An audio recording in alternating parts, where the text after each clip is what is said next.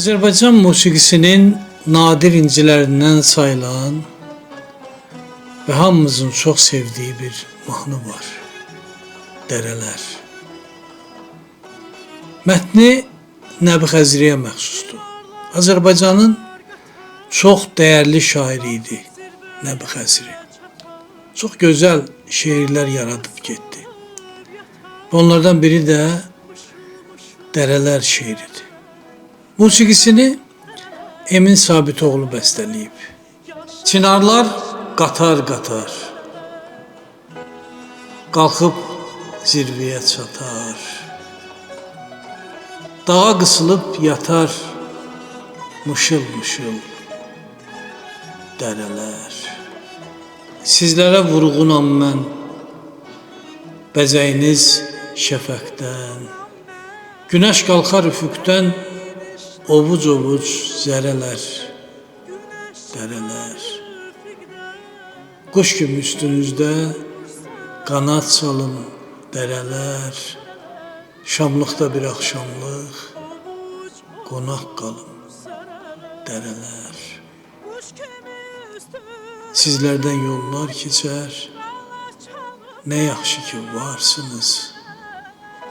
Zirvələrə açılan geniş qapılarsınız dərələr. Emin Sabitoğlu'nun cəmi 31 yaşı var idi və yaradıcılığa hələ təzə-təzə başlayırdı. Və gənc yaşlarında bu cür gözəl, bənzərsiz bir əsər yaratdı Emin Sabitoğlu. Mahnının yaranma prosesini şair Nəbi Xəzrinin oğlu Arzu Babayev xatırlayır. Dərələr mahnısı 68-ci ildə yazıb və 68-ci ildə yadıma gəlir ki, Emin Sabitoğlu gəlirdi bizdə, pianoda çalırdı, özü ifa edirdi və çox gözəl də ifa eləməyi vardı, çox gözəl mahnı oxumağı vardı. Sanki öz mahnısını ifa edəndə mahnıya dalırdı, elə bir ki, sizə deyim ki, o mahnı ilə yaşayırdı, gözlərini yumub o mahnını yaradırdı. O cümlədən də bu Dərələr mahnısını da oxuyub bizdə. Həm Nəbi Xəzri, həm də Emin Sabitoğlu qərara gəlirlər ki, bu mahnını böyük müğənni Şövkət Ələkbərov oxusun. Azərbaycan mahnılarının misilsiz ifaçısı Şövkət xanım Ələkbərova. Eşidir mahnını və təklif eləyir ki, ortada zəminxarə üstündə bir muğam parçası oxunsun. Mətni də seçirlər Nəbi Xəzrinin Azərbaycan şeirini. Çox gözəl şeirdir. Çox dəyərli şeirdir. Və bu mahnıya xüsusi gözəllik gətirir bu muğam parçası. Əgər ki yıxılsam, çinar göstərin. Mən ona söykənib, arana baxım. Gözlərim görməsə göy gölü verin. Mən onun gözü ilə cahana baxım. Hər yerdə, hər zaman sənsən gümanım. Canım, gözüm mənim, Azərbaycanım. Sən günəş, mən isə bir zərrə kimi. Dirikən oğlunam, ölsəm torpağın. Sən ki döyündürdün mənim qəlbimi, sən uca çınarsan, mənsə yarpağın. Mənəm sənin özün, ey eşqim, canım, sənsən özün mənim, Azərbaycanım. Çınarlar qatar-qatar qalxıb zirvəyə çatar. Dağa qısılıb yatar mışıl-mışıl dərələr, dərələr, dərələr, dərələr, yaşıl-yaşıl dərələr.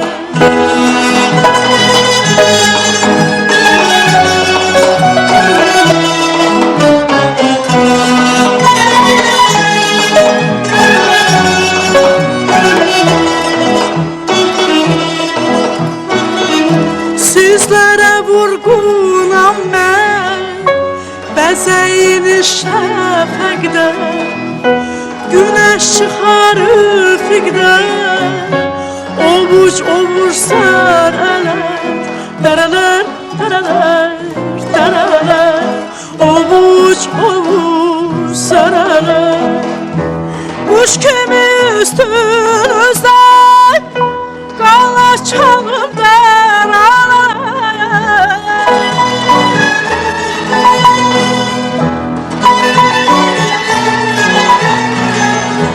Şamlıqda bir axşamlar Qonaq qalıb dərələr Dərələr, dərələr, dərələr Qonaq qalıb dərələr Dərələr, dərələr, dərələr Qonaq qalıb dərələr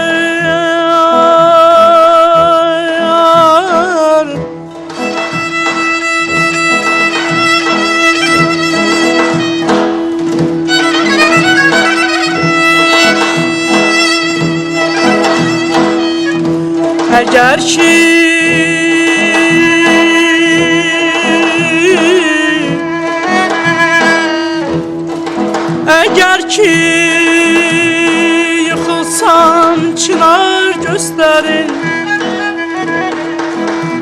Mən ona söykənib arana baxım Gözlərim görməsə göy gölü verin Mən onun gözü ilə cahana baxım Hər yerdə həmişə sən gümanım Canım gözüm mənim Azərbaycanım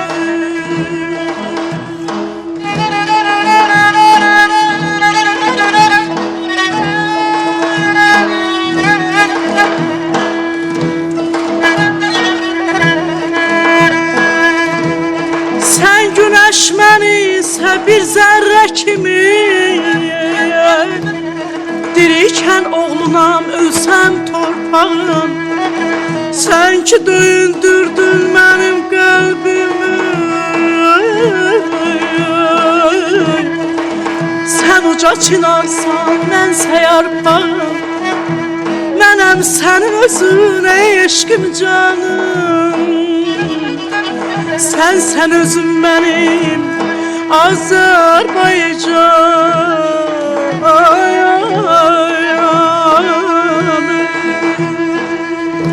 Sizlərdə yollar keçər Siz yaxşı ki varsınız Zirvələrə açılar Geniş qapılarsınız Dərələr, dərələr, dərələr Yaşıl, yaşıl dərələr Dərələr, dərələr, dərələr Yaşıl, yaşıl dərələr Dərələr, dərələr, dərələr Yaşıl, yaşıl dərələr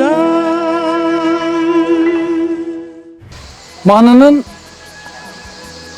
hansı gözəlliyə, hansı kəndə həsr olunması uzun müddət mübahisəli olaraq qaldı. Elə bugün də əslinə qalsa mübahisəlidir.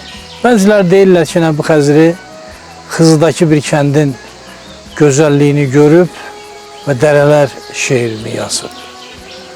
Və kifayət qədər inandırıcı görünür.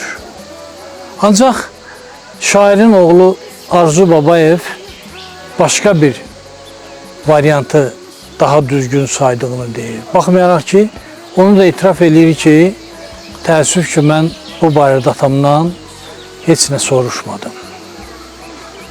Şeirin bir yerində Nəbi Xəzri deyir ki, quş kimi üstünüzdə qanat salım dərələr, Şamlıqda bir axşamlıq qonaq qalım dərələr.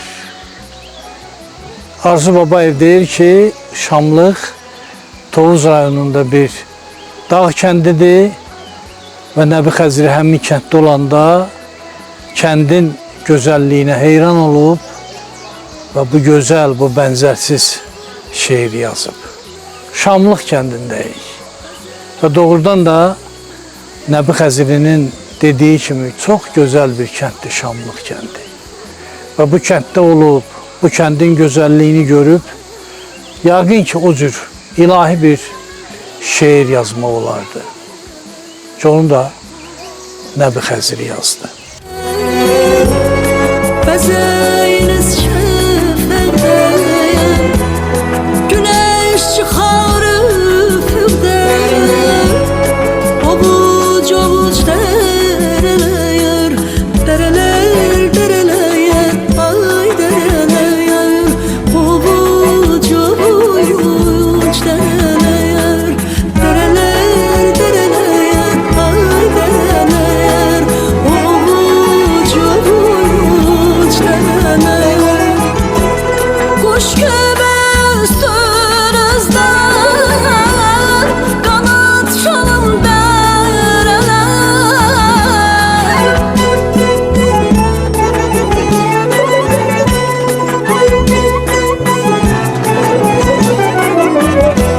Şamlıkta bir akşamlık konak kalın dereler, dereler, dereler, dereler, konak kalın dereler, dereler, dereler, dereler, konak kalın dereler.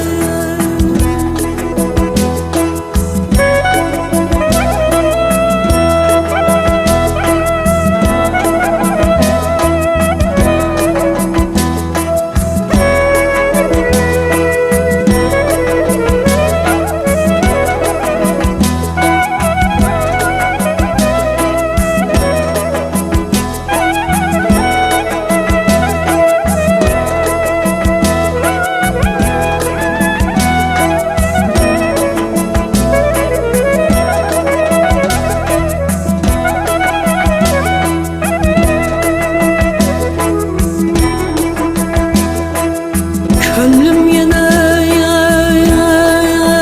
bülbül kimi şeyday vətəndir. Mecnun eden aşıkları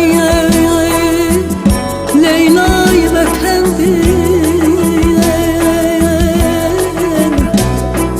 Yüzlerle güzel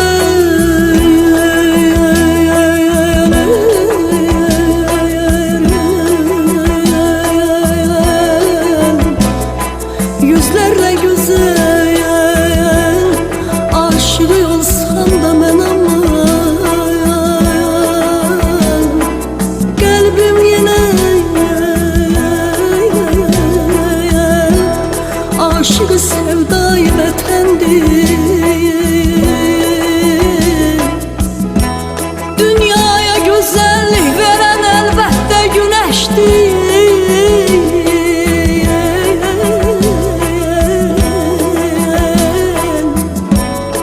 Ondan da güzel xəlqətə cəllay vətəndir. Qoymaz bu müqəddəs yerə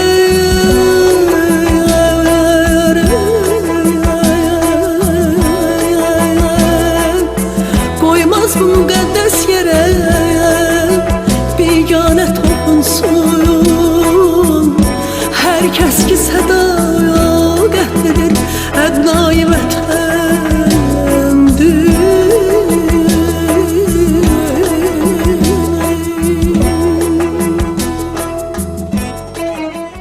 Çox yüksək vəzifələrdə işləmişdi uzun müddət. Çox insanlara köməyi dəymişdi. Çox insanların əlindən tutmuşdu.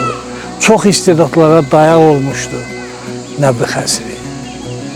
Ancaq həyatının son illərində biraz inci idi. Çünki ona qarşı ədalətsizliklər az olmurdu. Bəzən xırda bir cümlə də onun xətrinə dəyirdi və haqlı olaraq da inciyirdi o şair dostlarından. Belə hadisələrdən biridir, şair Qabilin oğlu Mahir Qabiloğlu danışır. Deyir atamın ad günüydü. 70 illiyini qeyd eləmək istəyirdi evdə. Ev balaca. Və gözləyirdik ki, dostları gəlsin, birlikdə qeyd eləyək. Birinci, Nəbi Xəzri gəldi deyir. Həqiqətən də Nəbi Xəzrinin həssaslığı, qayğı keçdiyi, insanlara diqqəti hər məqamda özünü göstərirdi. Ancaq o, eyni zamanda özünə də eyni münasibəti tələb edirdi. Qələm yoldaşlarından, şair dostlarından. Bu ad günündə çox maraqlı bir mübahisə yaranıb. Nəbi Xəzrinin tamamilə haqlı olduğu, sonuna qədər haqlı olduğu bir mübahisə. Tezdən saat 9-un yarısıdır qapı döyüldü. Baxdıq ki, nə? Onlar da uşaqlıqdan dost olublar da, yəni bir yerdə böyüyüblər. Qabil birinci gəldim mən səni təbrik eləməyə. Görürsən yadımdadır, Avqustun 12-si sənin ayında. Sonra Emil Sabitoğlu gəldi. Mənim pianinam var. Nəbəm oturub pianinanın yanında. Çıxmağa yeri yoxdur da, balaca otaqda 16 kvadrat metr böyük stol açmışıq. Emil Sabitoğlu oturdu, bu moment Anar gəldi. Başını dəstəsi ilə necə deyildi. İndi bunlar gəldilər, oturdular.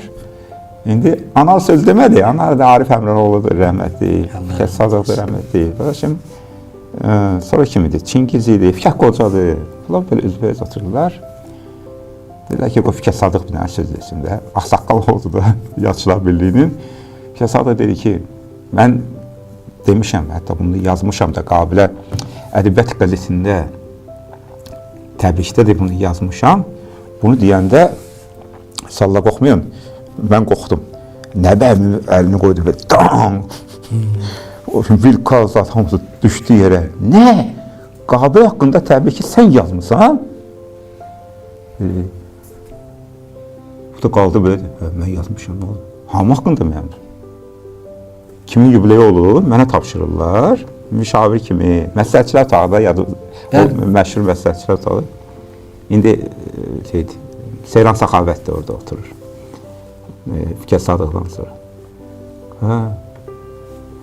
Mən burada oturam mərəm. Mən gedirəm Qabil. İndi durub, Emil Sabitoğlu bunu bıraxmır. Oturublar, keçməyə yeri yoxdur, dalda da piyaninadır. Deyir, nəyə görə gedirsən? Necə canım, mən də evlən deyir, Anar vurur məni, işlərimi. Anar da deyir, neynəmişəm sənə? Demə Fikət Sadıq, Anar deməyib sənə işini yazanda. Deyir, yox, mən özüm yazdım, tanımıram. Mənim də təbii mən yazdım, onda da 2 il qabaqdır.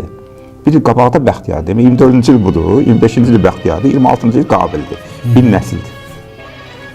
Fikir et, o necə olur? Bunlara yazırsan ki, Azərbaycan ədəbiyyatının görkəmli nümayəndəsi. Məni yazırsan Azərbaycan ədəbiyyatının görkəmli nümayəndələrindən biri. Ana da, Nəbin nə fərqi var? Nəbin nə fərqi var deyəndə buna, fərqi yoxdur, yazsın ki, nümayəndəsi də, mən nə yazırıb biri? Yox, mən gedirəm, mən dururam, Emin mənə yol verir. Emin Sabitoğlu da döndü, açdı piyaninanı. Başladı, dərələr, dərələr. Nəbi, onu kim yazır? Keçdi o bir maniyə. Onu kim yazır? Mən. O kim nədən elədim, mum?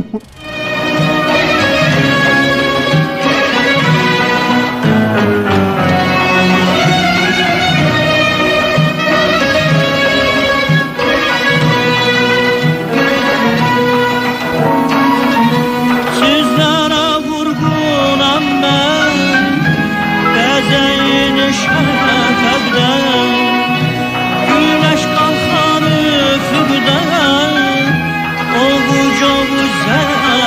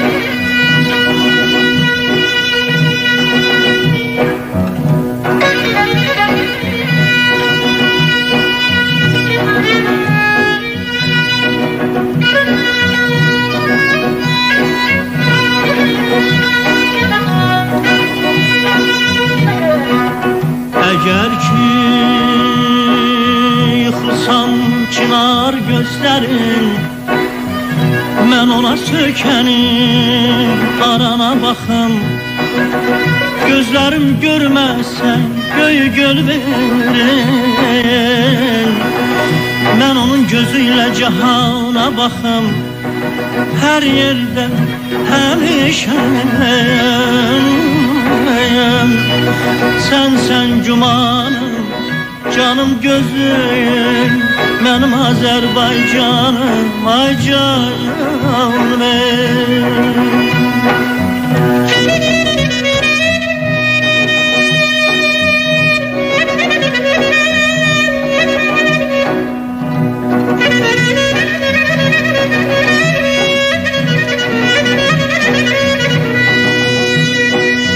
Sən güneş, mənsə bir zərrə kimi Dirikən olmam, örsəm torpağım Sanki döndürdün mənim qəlbimi Sən uca çınarsan, mənsə yar bağırmayan Mənəm sənin özünə eşqim canım Sən özün mənim Azərbaycanım, ay canım Şövkət Ələkbərovanın sağlığında bu mahnını çox az müğənni ifa edib. Cəsarət eləmirdilər. O böyük ustadın qabağında Dərələr mahnısını oxumağa. Böyük Sara Qədimova fars dilində oxuyub bu mahnını. Nədən fars dilində oxudu? Kim bu təklifi verdi? Məlum deyil, ancaq Sarı xanım Dərələri fars dilində həddindən artıq gözəl oxuyur. Xomar xomar dərham, dərham, dərham, dərham, xomar xomar dərham.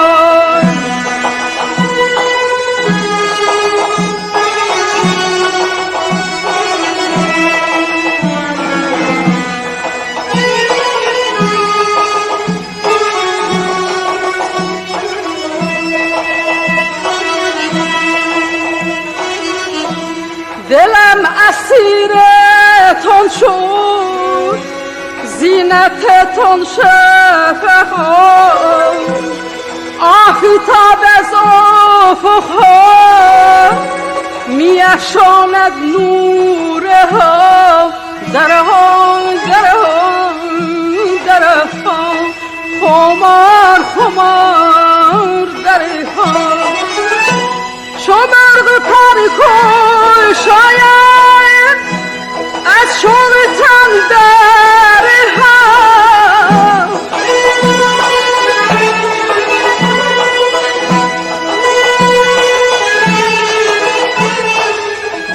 کاش می شدم شبی من مهمانی تون درها درها خمار خمار درها درها درها درها خمار خمار درها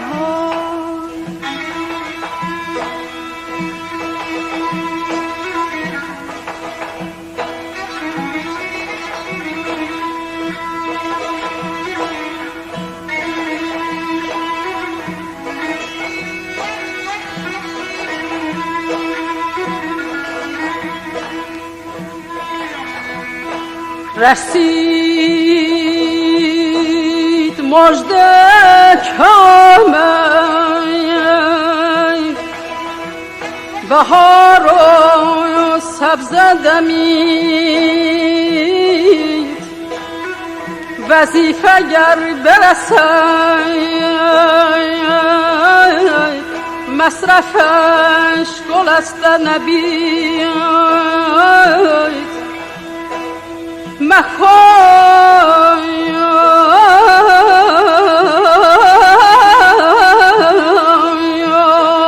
ز غصه شکایم که در طریق طلبان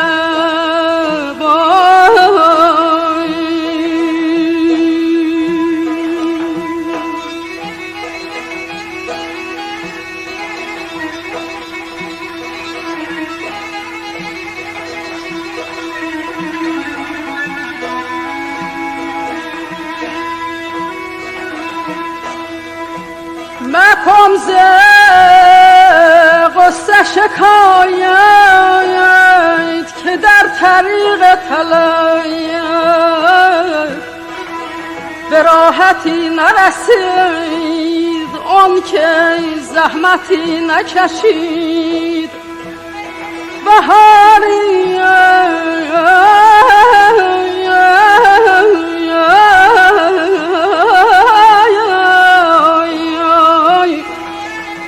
بهاری می‌گذرد دادی گسترا دریاب که رفتی موسم حافظ هنوز می نچشید. یا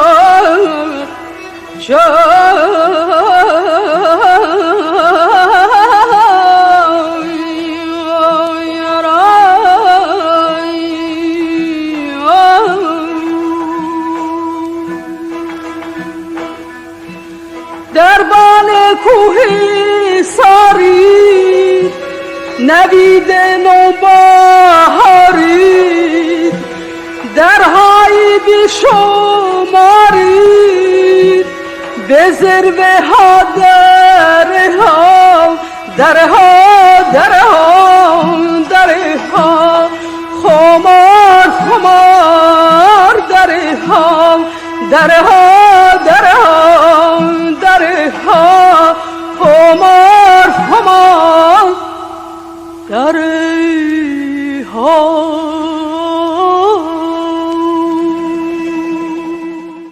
Dərələr mahnısını mən 70-ci illərdə Şövkət xanımın ifasında eşitdim və heyran oldum. Sözün düzü mən o dövrdə Şövkət xanımın miqyasını dərk eləyəcək səviyyədə deyildim. Və onun oxuduğu mahnılara qulaq assam da elə dəli heyranlığım yox idi Şövkət xanımın oxuduğu mahnılara. Ancaq dərələrə heyran oldum. Dərələrin gözəlliyi, Şövkət xanımın səsindəki kədər məni heyran elədi. Və bugün də xatırlayıram həmin dərələri dinlədiyim, birinci dəfə eşitdiyim anı. Yəqin çoxlarınız yaşayıbsınız. Gözəl mahnı eşidəndə, xüsusilə kədərli mahnılar eşidəndə insan bir anlığa özünü unudur və bu mahnını, bu sənət əsərini elə dinləmək istəyir.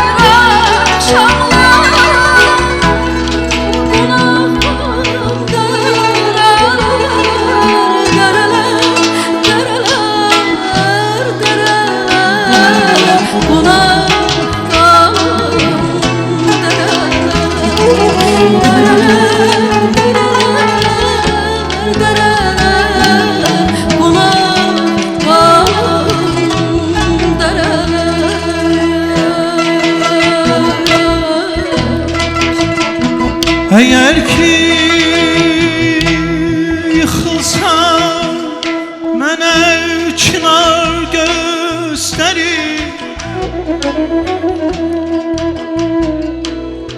ona söykənib anana baxır gözlərim görməsən göy gölü verir mən onun gözüyle yarana baxır her yerde həmişə sen benim gümanım canım gözüm doğma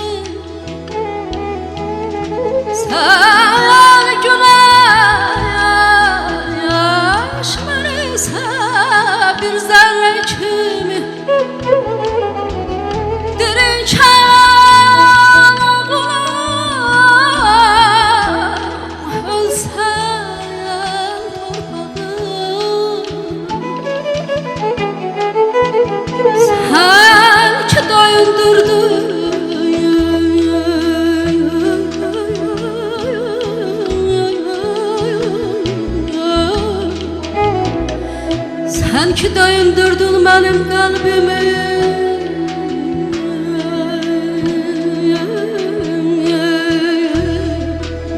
Selca çınarsan ben sayar palı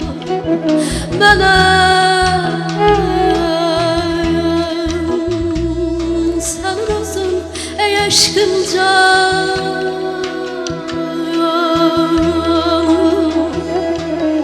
Sen sayan benim özüm Sen sayan benim özüm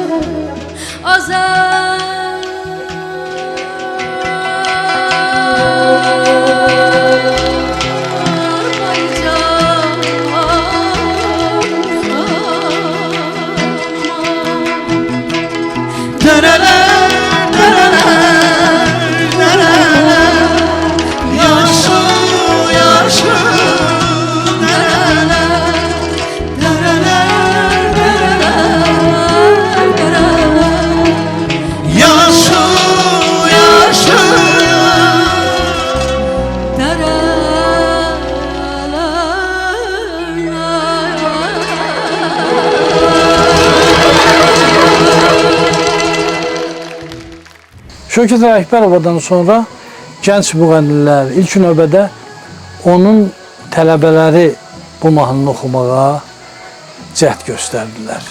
Təbiidir ki, Şövket xanım səviyyəsində oxumaq, ona yaxınlaşmaq qeyri-mümkün idi. Ancaq uğurlu ifalar var. Dərələr mahnısının ən gənc ifaçısı Səbinə Ərəblidir. Çox gözəl oxuyub dərələri. Çox məlahətli, duyğulu və böyük ustada layiq oxuyub.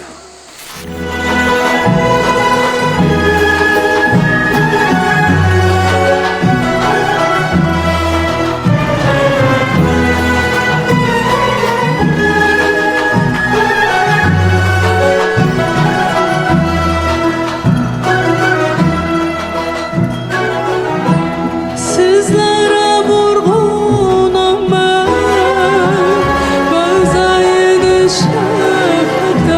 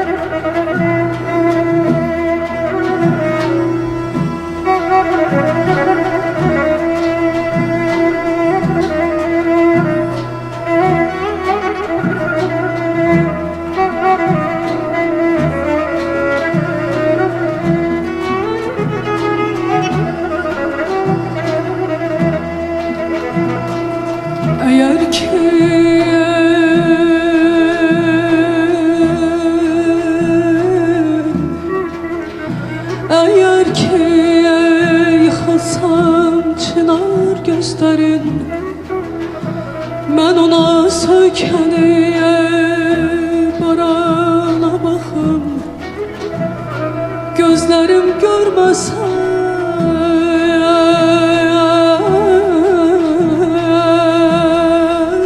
göy gölü verin, ben onun gözüyle cihana bakım. Her yerde hemişe sen gümanım, canım gözüm benim Azerbaycanım.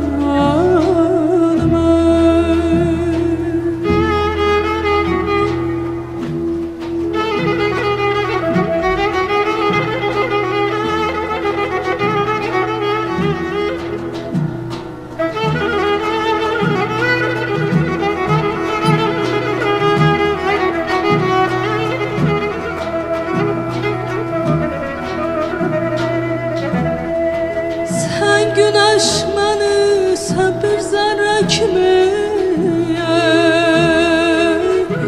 diriyken oğluna ölsem torpağım. Sen ki döndürdün benim kalbimi,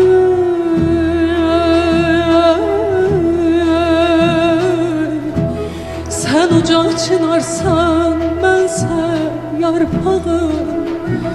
Mənəyəm sənin özünə eşqin canım, sən özün mənim Azərbaycanım.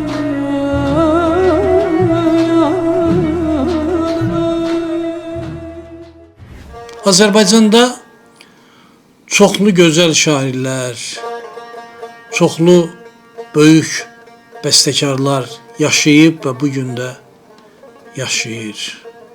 Onların yaratdıkları bənzərsiz əsərləri dəyərli sənətkarlarımız oxuyub və gələcəkdə də oxuyacaqlar.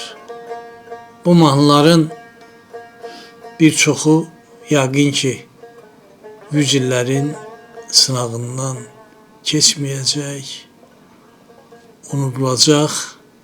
Yeni ifaçılar nəsli bu mahnılara müraciət etməyəcəklər.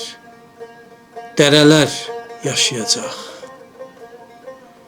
3 böyük şəxsiyyətin, 3 istedadlı insanın yaratdığı dərələr. Şair Nəbi Xəzrinin, bəstəkar Emin Sabitoğlu'nun, bir də Şövkət xanım Ələkbərovanın dərələri.